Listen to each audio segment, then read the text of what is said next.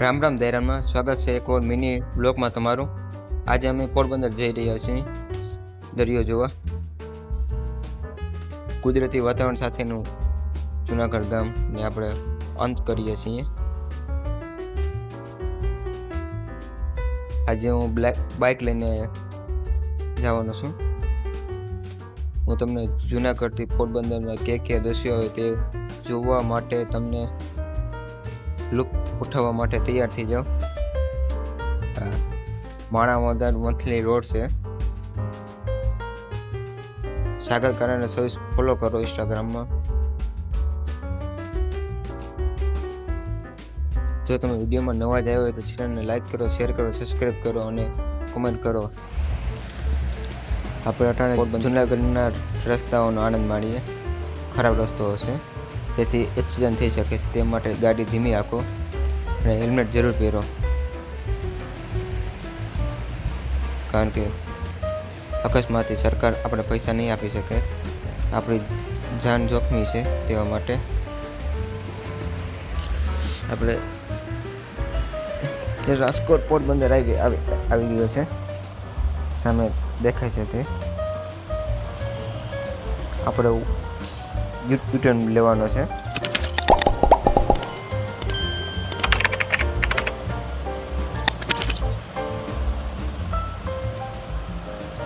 અહીંથી જૂનાગઢ જિલ્લાની હદ પૂરી થઈ છે, પોરબંદર જિલ્લાની હદ શરૂ થઈ છે।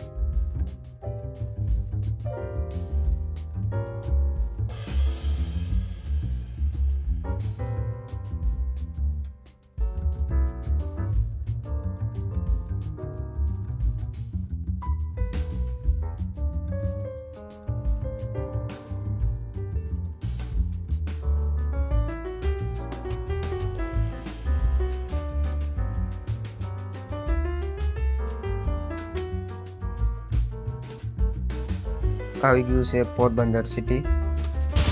આપણે પોરબંદર સપાટે દરિયા કિનારો સામે દેખાય છે। પોરબંદર દરિયા કિનારોનું મેદાન છે। આપ જોઈ રહ્યા છો યુટ્યુબ ચેનલ। સામેની બાજુ જવાનું છે। સામે ગેટ દેખાય છે, ગેટની અંદર જવાનું છે। આ મેદાન છે ક્રિકેટ રમવાનું। જે રીતે અમદાવાદમાં નરેન્દ્ર મોદી સ્ટેડિયમ છે તે જ રીતે પોરબંદરમાં કોઈ પ્રકારનું સ્ટેડિયમ નથી।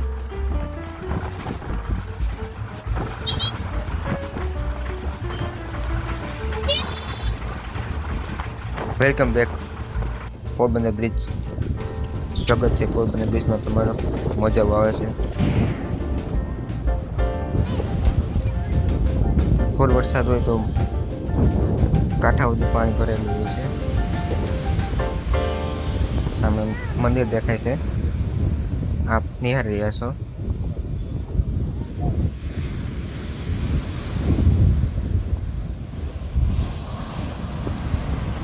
આ ગુજરાતનો 1600 કિલોમીટર સુધીનો લાંબો દરિયા કિનારો છે।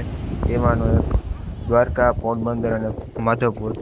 આપણે પોરબંદર છીએ। પોરનું બંદર, બંદરોનું બંદર અને પોરબંદર કહેવામાં આવે છે। પોરબંદરની ચોપાટી છે। ફૂલ વરસાદ અહીં સુધી પાણી ભરેલું હોય છે। અહીં લોકો પિકનિક માનવામાં આવી ગયા છે। તમે જોઈ રહ્યા છો મોજાઓ મારે છે।